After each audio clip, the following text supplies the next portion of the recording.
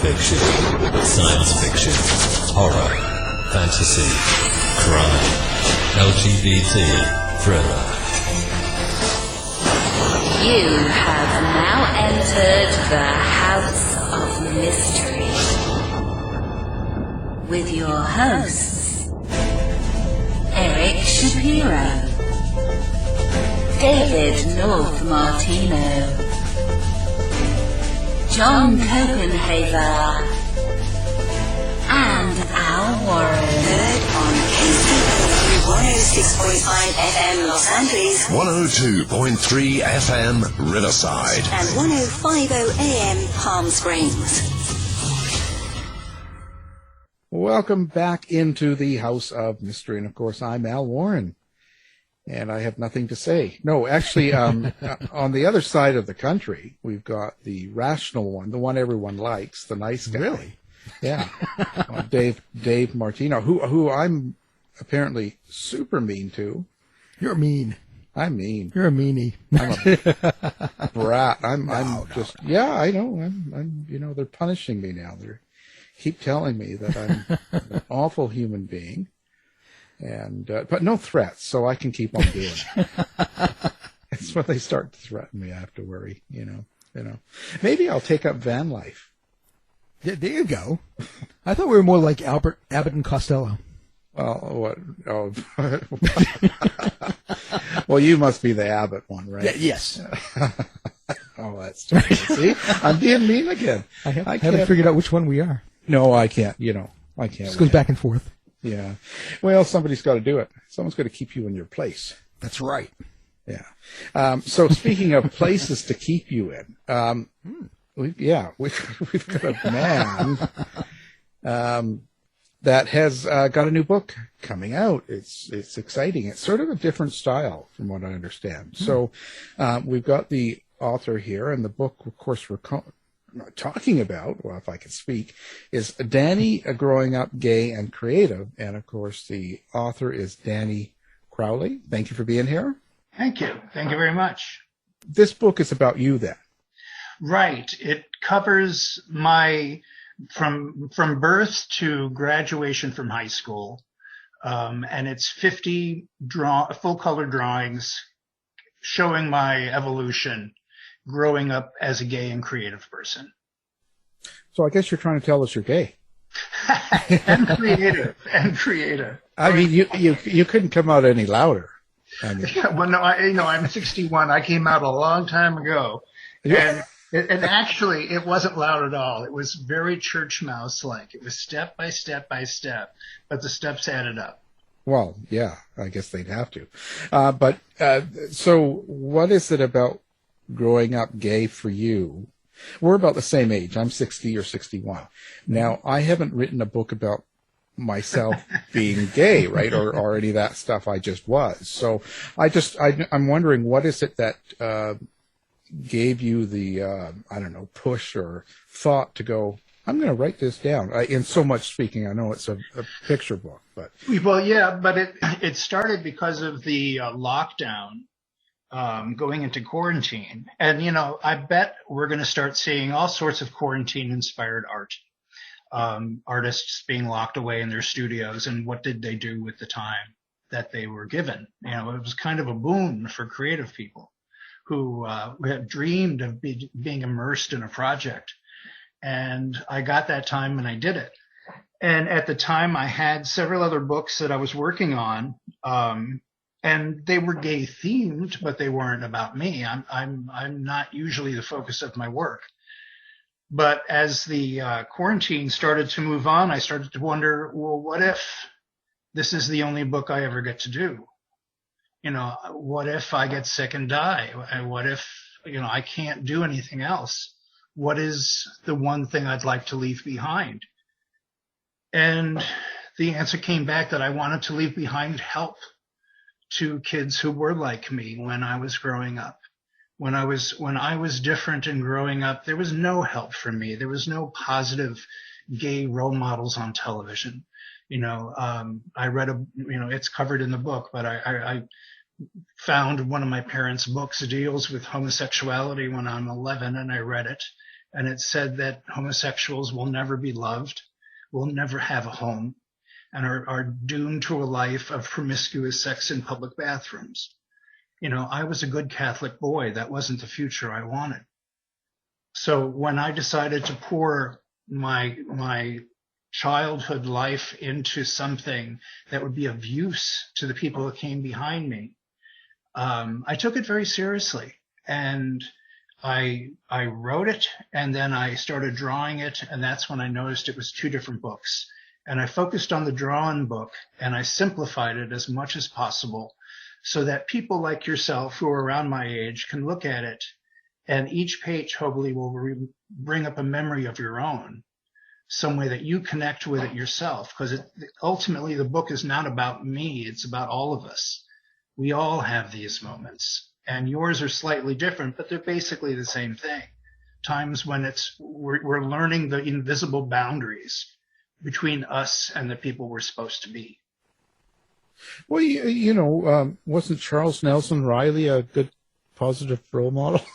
Well, but would a bank want to give him a loan, or would they see him as a fool? Yeah. Snagglepuss was also great gay stuff, but he's not going to be taken seriously in the boardroom either. Yeah. To be taken seriously as a man and as an equal, as a human, that took some time, and it's still taking some time. Yeah. I want to be part of the solution. So, it's interesting. What kind of got you into? Why did you decide the picture route rather than the written route?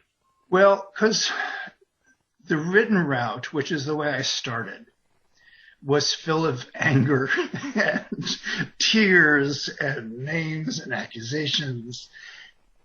And that makes it all a different project. If my goal is to help, I'm not doing it that way. All I'm doing is hurting the people that hurt me and naming the names and asking for sympathy. And that's not what I'm doing. When the book that I made is not about the reactions to the moments. It's about the child's freedom before the reaction. There's only one case in here in the book where I'm like 12, 11, and I have kind of long hair, and I kept being told that summer that I looked like Danny Bonaducci. So that gives you a reference. I look like Danny Partridge.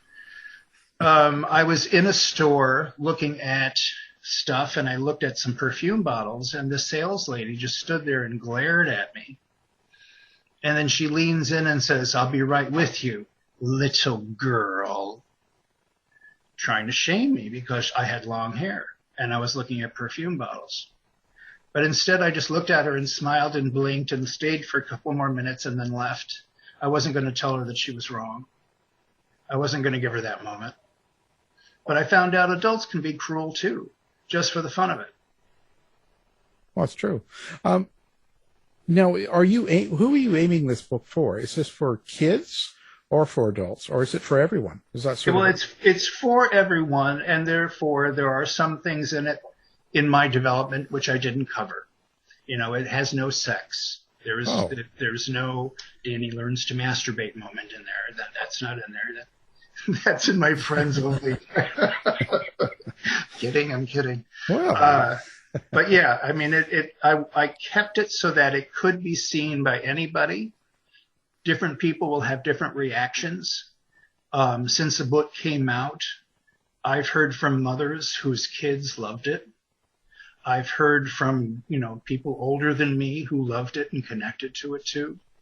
So, I think it's kind of interesting that the book is hard to fit into a square, just like I am. It's the whole thing. None of it fits into anything, but it is what it is. Well, you could have an adult edition. Well, I'm that's not who I am. Well, just suggesting that Thank maybe, you. That could be a special online, Right. $19.99 a month. Right. Adult only, that's that. Well, that's cool. So now, how did you come up with the pictures? Now, this I know this is a pretty broad question. Well, yeah, limiting it too. I mean, I had a wealth of information, and I put up a bunch of pieces of paper on the wall, filled the wall with big sheets of paper and wrote different years on them and tried to remember the stories. And then I would write down basically when I think it happened. And then on each page, I did a quick little sketch of what Danny would look like and the kind of things he was wearing on that year. And that helped me visualize it. And then it became about which stories would translate to a single image and a single line of copy. Some stories they're just too complicated. And I couldn't simplify them. Or stories that were kind of similar. I wanted the whole thing to cover a bunch of different aspects of being either gay or creative that came out. And to see that, when you see one character going through all of these experiences, that was an interesting thing for me to do as an illustrator, to take one character and on each page it's a little bit older going through a different stage of life. And I think it worked. When you flip through the book, it takes a while before you even realize the kid's growing up. So when you display one of the pictures, if I was to look at any one picture, what I'm getting is your point of view about that situation that happened to you at that time. Is that correct? Well, except for you're not seeing it from my perspective. You're seeing me in the picture. So you're part of what it is. It's not from your perspective. So it's just from a general onlook of you in a situation. Right. So like there's one scene we had a barn where we grew up, and I was the youngest of 5. And we found, exploring in the barn one day, a huge box filled with old magazines. And like I was 9, and the magazines were Playboy, early episodes of Playboy, right? Right. And I remember all of us little boys standing around ripping these magazines open, all the kids from the neighborhood. And I said out loud, "Look at those shoes." Everybody looked at me like I was crazy. But they were amazing mules with big feathers on them. I'd never seen that before.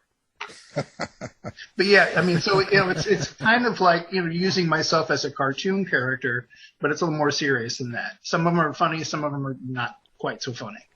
Yeah. So you're actually putting in years of your own personal history in this, and you're putting this out there for everyone to see. Does that sort of make you feel a little vulnerable? It didn't at first. I did have that moment because when I made the book, I thought that I might do a GoFundMe thing with my social media friends to back me and make a few copies for them, basically. And then while I was working on it and talking about it online, I heard from a publisher who wanted to see it when it was finished. And they liked it, and they asked if they could publish it. And I said yes. And the next thing I know, it's now being offered in Japan and Australia. It's gone. When it became number 1 on an Amazon category at one point, and I started to think, oh my God, what really did I do? What did I do? But I got over it pretty quickly, because like I said, I'm on a mission. This isn't about me. It's about the kids I'm trying to help. It's about the parents and the grown-ups I'm trying to help and heal. We weren't monsters. We weren't wrong. The system was wrong. The people who were telling us to be people we aren't were wrong. What made us test our boundaries was our freedom that we thought we had. And I say, take that freedom back. Yeah. Let's burn our bras. Let's. Oh, I still need mine, unfortunately. But you youngsters, go ahead. Yeah. I don't wear one. Damn it. No. Okay. So, where did you get the courage to draw so well, or to actually put drawings in a book to publish it? Like, have you got drawing experience? Like, where does that come from? Yeah, I've been self-employed as an artist for decades, and my work sells on by Dan Crowley Studio. I used to do the wholesale buyers and market of American crafts, and sold my sculptures and paintings. I work in oil on canvas, all of it kind of cartooned imagery. My sculptures, I make a lot of finger puppets are one of the things I'm known for. Not many people can make that claim. My finger puppets are sold in galleries around the world. They're made out of polymer clay and their eyes glow in the dark. In the past, 15 years, 20 years or so, I started doing portraiture with those. And so I've been doing a lot of portraiture. I have an Etsy shop now, and I'm on Facebook, Dan Crowley Studio. And I hear from people who will commission somebody, a puppet of someone for their birthday, or a pet that's getting old. They commission a sculpture of that. So little side things keep coming in when, you hang the art shingle up. Part of the community is the baker, the candlestick maker, and the artist. And you need the artist, the artist helps you celebrate the members of your own life. So, I've been doing that kind of thing. And also having little moments of, when I was younger, I was on stage. I was doing Players Workshop of Second City here, and with Robert Smigel was in my class, Doug Dale, Will Klinger, who's here in Chicago doing Wild Travels. I knew a lot of people when we were all getting started, and they all stayed with that. I'm very proud of them. I've done all kinds of things. And I've really enjoyed it. I had a cartoon strip in Chicago here for a little over 3 years called Uncle Dan, which also was about gay issues. I wanted it to be a cartoon strip that wasn't about sex. So much of the gay cartoon world is about sex, and I just wanted to show that there's more to us than that. So for me, it was more like a social commentary through a gay perspective, which in a way, so is the book. Where did the art start for you? Was that in high school or grade school? Or? Well, actually, the very first page in the book, it says, in the beginning, my parents discovered that I'm an artist. And then you turn the page, and there's the moment my parents found out I was an artist. I was in my playpen, which was pushed up against the wall, and I had reached into my pants and taken all my stuff out and was using it like finger paint on the wall. My mom was a painter, and so I used to watch her paint, and so I must have been mimicking what she was doing. But, that's when my mom knew, okay, he's an artist. And by the time I was in kindergarten, I was working with oil paints on canvas. We were all taught how to use basic art tools. And so art was always part of our family life. And it was always a language. It was always a vocabulary that I spoke. I made my gifts, every Christmas and that kind of stuff. I always made my gifts from my relatives. I always made our cards. It was always part of who I am. And so it's, being able to draw. And I used in the book, it's drawn by hand with marker, colored with colored pencil on typing paper that's then scanned. I wanted it to be from my hand and not from a computer. I didn't want to do this on a computer screen and have it look slick and untouched. I wanted it to be as honest as possible. It's pretty unusual in a sense to come out with something like this. Was there a point to this, like when you decided, you're in lockdown and you're going to do this? What was it that you wanted to accomplish for people? Well, like I said, when I went through it, I thought it was just me, that I was the only little boy ever going through this. When I was 6, I was told that, at church one day, that boys who like boys are the sin that dare not speak its name. And I took that to mean that I was so broken that I couldn't even have, people couldn't even know. If people knew how broken I was, there'd be no fixing me. Like, you can't even speak my name. I'm so awful. It was a pretty big thing to hand to a kid, which it's meant to be. It's scare tactics. I wanted to, like I said, reach out to the kids who are growing up now, and just to see that, like I said, it's okay to be yourself. It is okay to be yourself, and it's your life. Bottom line, it's your life. Claim it. And I certainly have. I had a few years where 7th and 8th grade were very difficult years for me.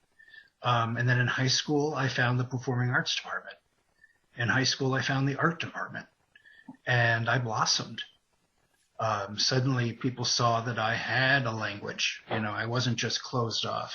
There were things that I could do. There were ways that I could express myself.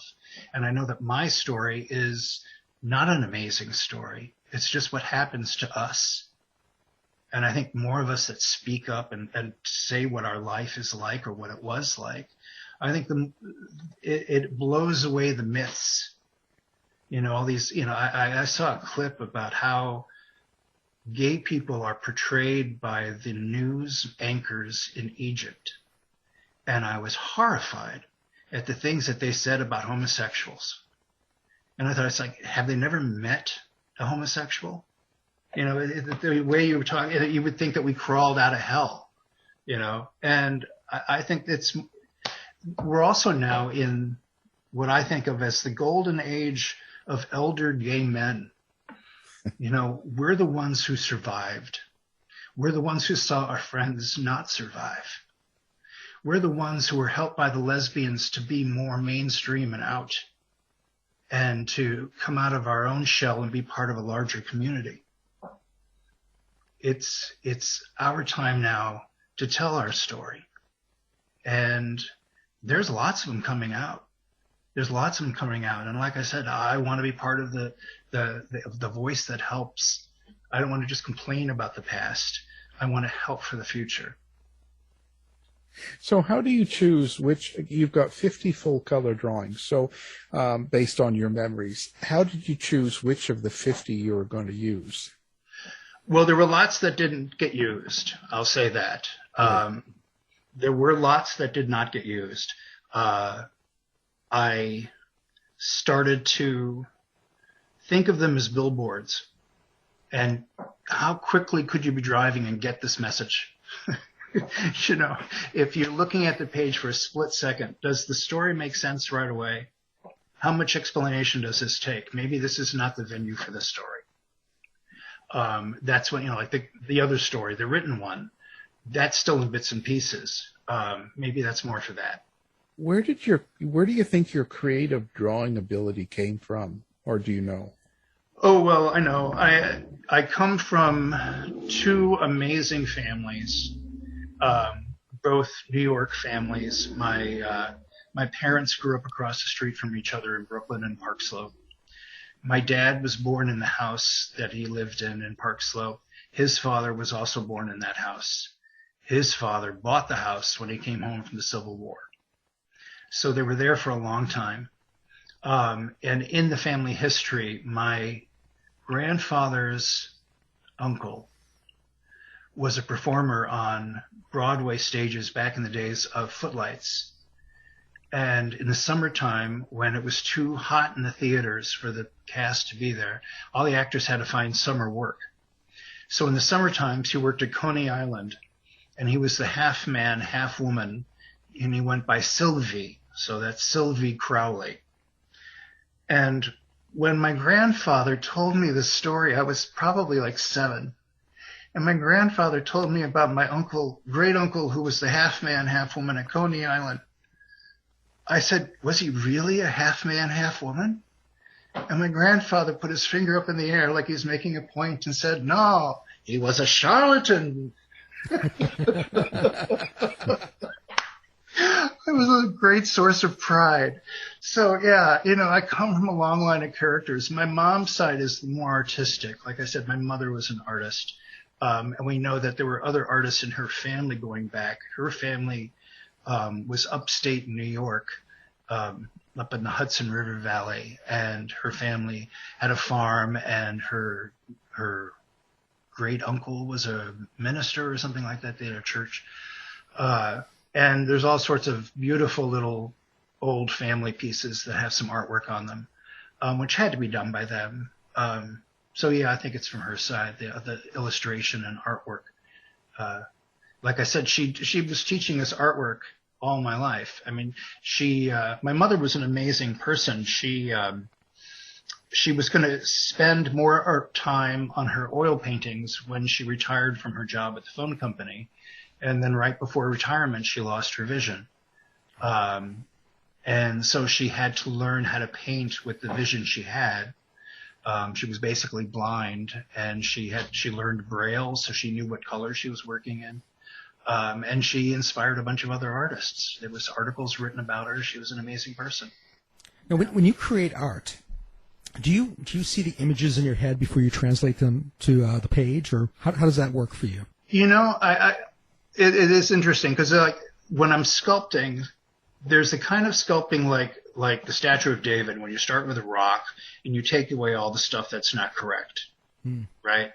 Or there's a type of sculpting I do, which is from the inside out. So I'm adding pieces all the way through until it's finished. So I start with an armature and then build up. And I pretty much do the same thing with my illustration work, my two-dimensional work. I don't like to have too secure a point that I want to get at the end. I want to leave it open, so that the emotion of the work can be true, and it's its own experience. I like to think of it as, brushing the sand off hieroglyphics. You just kind of giving your energy to your piece until it's finished and you see what it is. And I love that. Sometimes, especially doing sculpting these characters in polymer clay that I do, I did a lot of them for Tiffany and Company over the years for their window displays in Hermes and Sears World Headquarters. When you're sculpting a character, it's one thing, but when I put the final black dots in the eyes and it looks back at me, that's always a moment for me. There's always it begins. not too Beastmaster like, but something is different for me when it looks back at me and I feel it. That's also with the focus of the eyes. I've had people say to me, wow, your work really looks like it's looking back at you. And it's like, well, it's because I'm not finished until it's looking back at me, moving the dots around. It was kind of like a discovery. Truly. I was never really that interested in being an architect. I like the idea of creating things, but when you get down to find those kind of fine point things, really thinking of something and then going for that exact thing, that to me is too limiting. I want the journey to bring something. Now, so you've had some of your paintings showcased at the Chicago Public Library, and you seem to have a fixation with frogs. Yes. When I was small, I was fifth grade, sixth grade. I started studying the early days of the Walt Disney Studio. I was fascinated. I started going to flea markets and buying old Disney things cheaply back then. That was before anybody wanted them. I could get old Disney toys for nickels that later on went into museums, I like frogs. My mom liked frogs. We had frogs around our house. And I decided that my Mickey Mouse was going to be a frog character. And so I came up with my character, which is Fargo Frog. And Fargo is still part of my life. From the very beginning, I drew him as different people from history and pop history. And then years later, I did the series of paintings based on those drawings from childhood, and expanded the line. And then people started asking for portraits of themselves or friends as frogs. And then it became something that I was known as, and I just kind of fell into it. But I do like frogs, and I like that they have bellies and that they're nonviolent. I can connect to that. Well, that's half of Dave, but But which half? Yeah. Yeah. We're going to let you guess. Well, so Fargo, who is Fargo for you? Like, I ask this not because I'm weird. Well, I am weird, but I ask this because so many of the creatives I talk to, writers and everything, they seem to have a personal connection with the creations. Like, it's almost like family or friends or children, per se. What would your description of something like Fargo be? I think that's very good. Fargo was my entry into character design, taking it seriously, going from just doing doodles to doing a doodle repeatedly and then perfecting the way that looks and thinking about what you would do with it. I wanted to take Fargo and use him in cartoons like Mickey Mouse. And also I saw him as a very happy, well-adjusted, character. I saw him as a character filled with positive messages.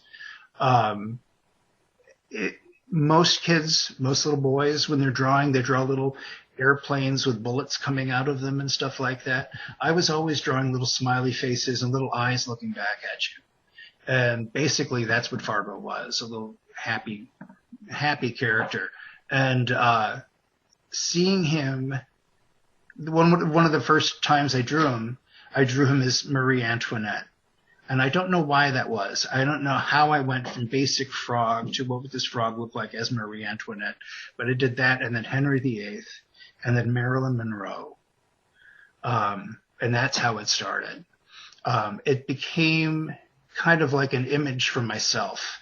In high school, I used Fargo in choir concert programs. I used Fargo. I did cartoons for my high school paper. I used Fargo in some of those. There was one where there was a biology book open and a drawing of a frog with its guts opened up and all the points being pointed out, the illustration, and all these frogs sitting around crying into their handkerchiefs, looking at the book. So yeah, he became kind of an image for myself, as probably most cartoon characters are for the creators, like Charlie Brown was for his creator. Yeah. Like Fargo does drag. Marilyn Monroe, Marie Right. Fargo's in an outfit. So you said you're locked down in quarantine and you're putting this together. How do you think the quarantine, the pandemic, and all the nutballs outside of your house, running around, whatever they're doing, how do you think that affects you when you're trying to create? Well, with this one, it helped me decide which project to do, because I in the beginning days of the quarantine, I started thinking, well, what if this is the last one? What if this is the only thing I get to do? And having a project to consume me was a great way of not really paying attention to all the news. It's like going away on vacation when you're working on something. That's really the only thing you're thinking about. It's also something that, can get in the way. And this was a time when it wasn't going to get in the way because there wasn't anything else to do. But yeah, my need to do something for my fellow man became a need at that moment when we're all locked away and hoping that things got better, but still not sure. Yeah. I just wonder, it seems like some creative people, it really shuts some of them down. They're unable to really do or be motivated, while others kind of escaped into the creative process, Yeah, and I'm sure that's the same with all kinds of fields. That, what draws you into the field, like art or mathematics or science, is maybe not, they're not all the same. I know that I personally kicked into high gear. And one of the reasons I did was because all of a sudden my partner was now working from home. My partner works from Old Town School of Folk Music, helping them to raise money. And all of a sudden he's doing that in our kitchen. And I wanted him to see, when I'm working in my studio, this is what it looks like. You know, I got a chance during the quarantine to hear him in action and to really learn more about what he does for a living. That was really cool. And I'm sure that happened all across the country with the lockdowns. When people started working at home, you know, hopefully someone else around them hears them and thinks, wow, you are really good at what you do. You know, that's nice. It gave us a chance to see into each other's world. And I wanted to be seen busy. Yeah. Well, I think it also created a lot of divorce. Yeah. Oh, I know. God. Yeah. And some people with such tiny little apartments, you know, and they live alone, or they live in a tiny apartment with someone they don't like, and to be told, okay, now stay here for a year and a half. Yeah. That's asking a lot. That's worse than van life. Yeah. At least with van life, you can drive somewhere else. Yeah. You can get out of your van, right? You can right. Go in 7-Eleven and have a ball. Find you're the most creative, like in your kitchen, your bedroom, downstairs, outside, I didn't mean that in that way. But while you're at it, you could throw that in there. Or do you have a dungeon room or something like? No. Is there? What I'm trying to get at is there an actual assignment to your creativity? Like, can you do like a lot of people where I've got to do this, I've got to, clean the bathroom, do this. You have these list of things to do, and all of a sudden from 11 to 3, I'm free. So you schedule it off, and I'm going to sit down and write, or I'm going to sit down and draw. Yeah. Does that work for you? I have to do that. I have to have a to-do list. If I don't have a to-do list in my hand, then I may feel like what I can really do is just kind of lay around and watch TV and get angry at the news. And I don't want that to happen. So I try to stay focused. When you're a one-man band, nobody's going to tell you to get busy. If you want to accomplish something, you got to get busy. If you really want to just lay on the couch, go ahead. But that gets you nowhere. So I do try to keep myself motivated, and I do try to plan out my times. And like I said, I have a daily to-do list, and I'm really good at those. Especially if I don't get to something and I put it on to the next day, and then I do that a third time, I notice it. And then I start questioning, maybe I'm not going to do this thing, Yeah. I try to keep myself motivated, and I like to think of projects that I'd like to do. One thing I learned early on, making a living as an artist, no one was going to pay me to do the things I wanted to do. No one was hiring. No one's looking for what I want to do. I'm not going to find a job opening for, finger puppet maker, sculptor. No one's looking for us. So I like to come up with projects and then go to places and pitch them. And I've had some luck with that. It's also, I was never associated with a college. I didn't go to art school. I don't have people in the industry helping me out. I'm a one-man band. So, if I knew that the Stuart Weitzman Company hires artists to sculpt shoes for their windows. They do art shoes for their windows. So I sculpted a pair of shoes with nice little faces on the front, took a picture, and sent them the picture. And I said, this is who I am. This is my work. This is what I would do for you. And they commissioned the first set of shoe windows that I did, which were like 12 pairs of shoes. And they all had little faces on them, and they're really cute, and they did really well. And so over the years, I wound up making like 4 different lines of windows for their shoes for their windows. I did horror movie shoes. I did American history people shoes. I did all these different series. And then my work wound up in Jane Weitzman's book, The Art of Soul. There's no way that I could have gone after that, knowing what I was going after. All I knew is that I saw that they did fun windows. They hired artists to do them. I wanted to play in their windows. And luckily that led to a whole bunch of more work. So yeah, I've always kind of followed where my career took me, and tried to make good decisions along the way. Back when I was getting started, I was 25 and I introduced myself to the Disney studio. I sent a bunch of drawings in and got a really nice phone call back from Don Hahn, who told me that, he really liked my look, that my drawings were very good, very warm, very accessible, but that I wasn't an animator, that I needed to learn animation for them to hire me. And so I thought about it for a while, about whether or not I would go to animation school to work at Disney.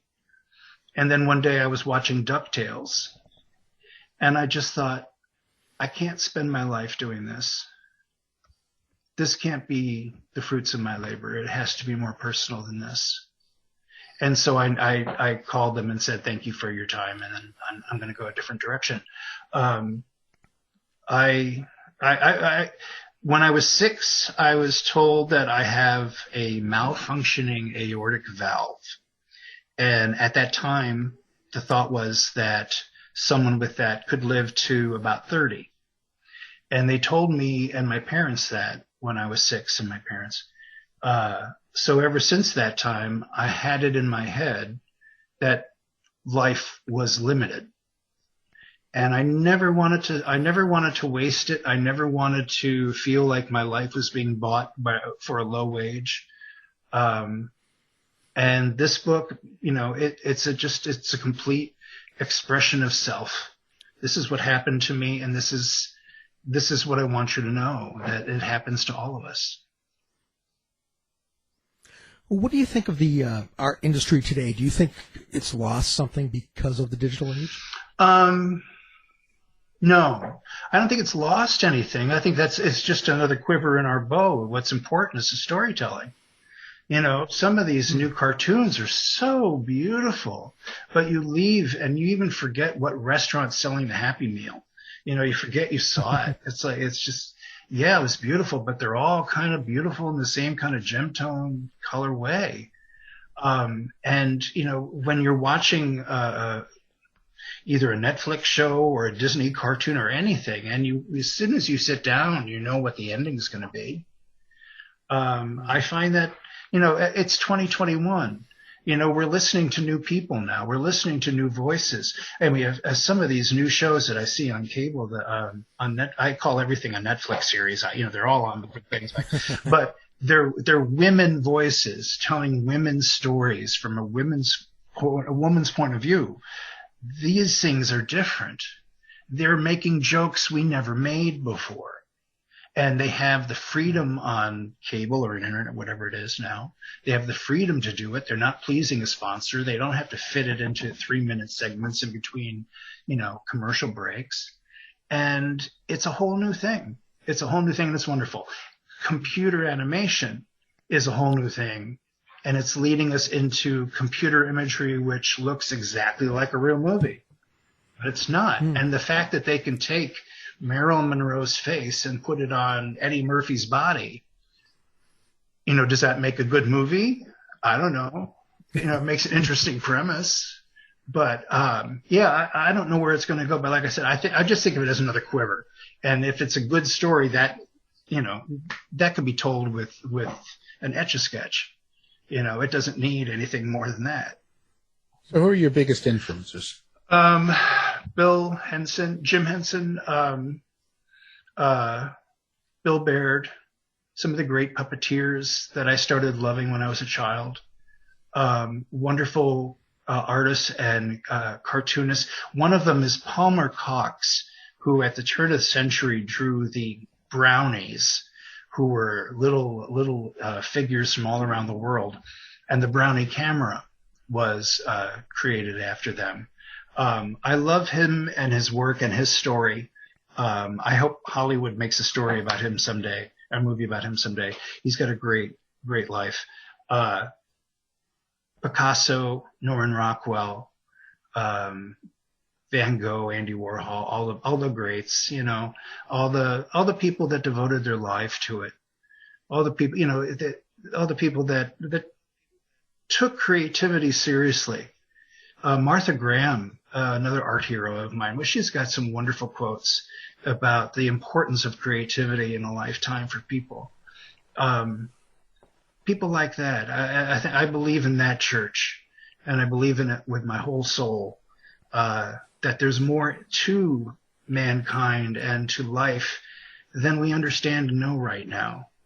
You know, to say that we have to stop learning is just wrong. You can't. You really just can't. We're evolving whether we want to or not. We're not the same people we were 50 years ago. And evolution is a much bigger scale than that.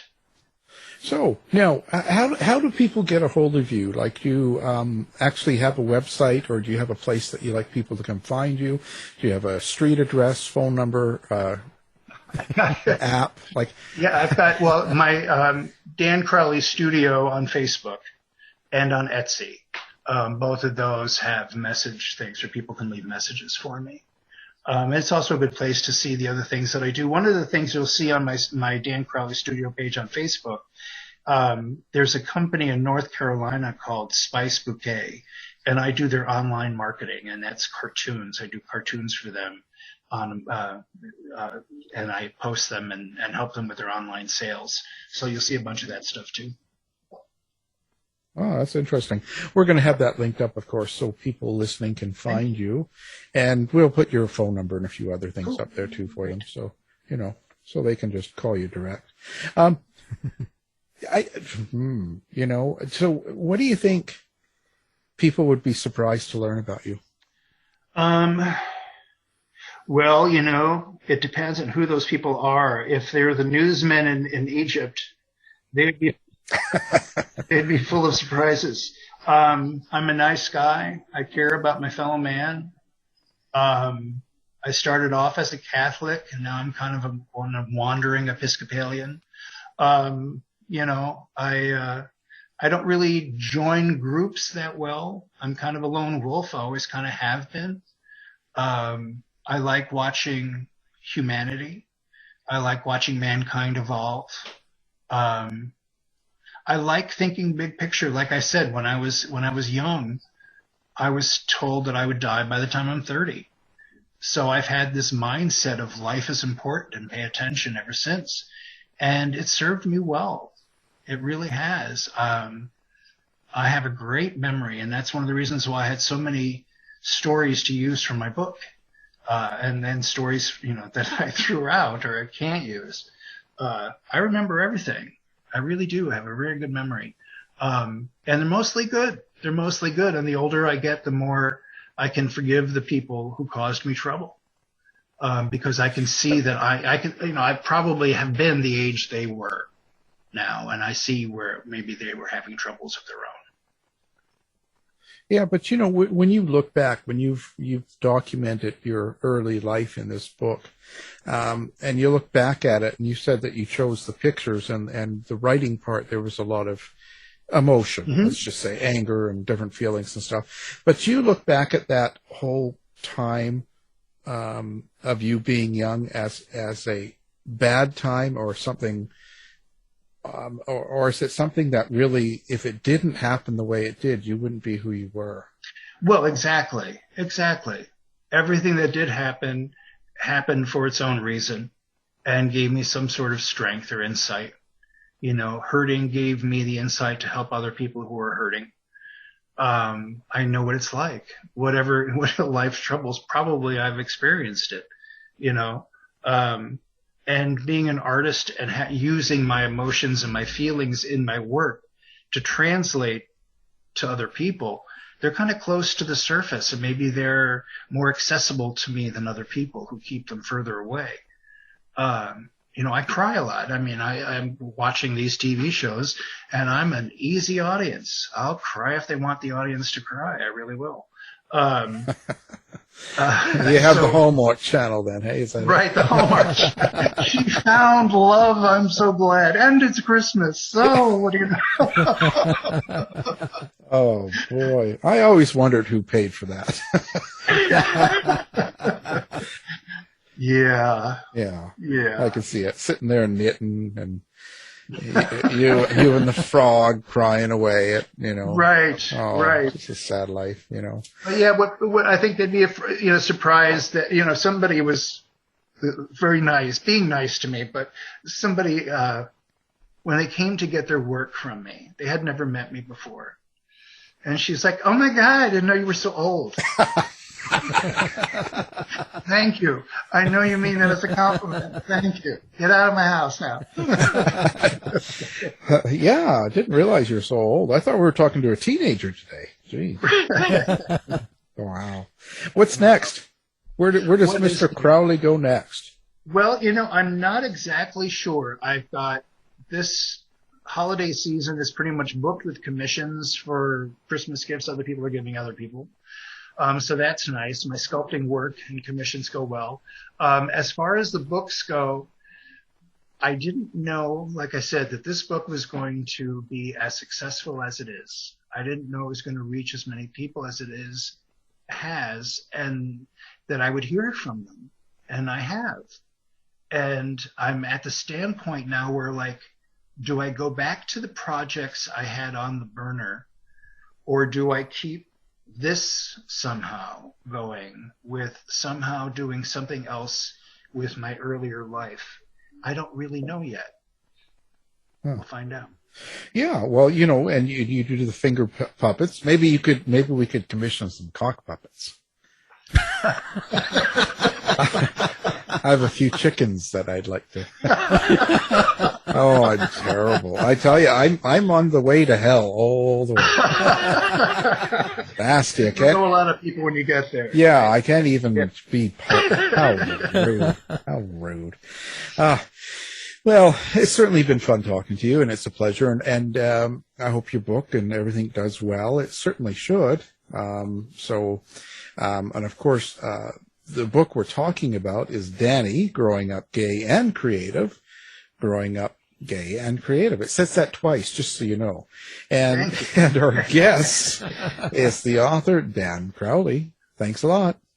Thank you very much, Alan, David. It's been lovely. Thank you. Thanks, Dan. Tired of wasting time trying to decide what to watch on your streaming service? Go to our website and look for the Martino Movie Reviews. Get the latest news and opinions from Eric Shapiro from the House of Mystery website in the Shapiro Report.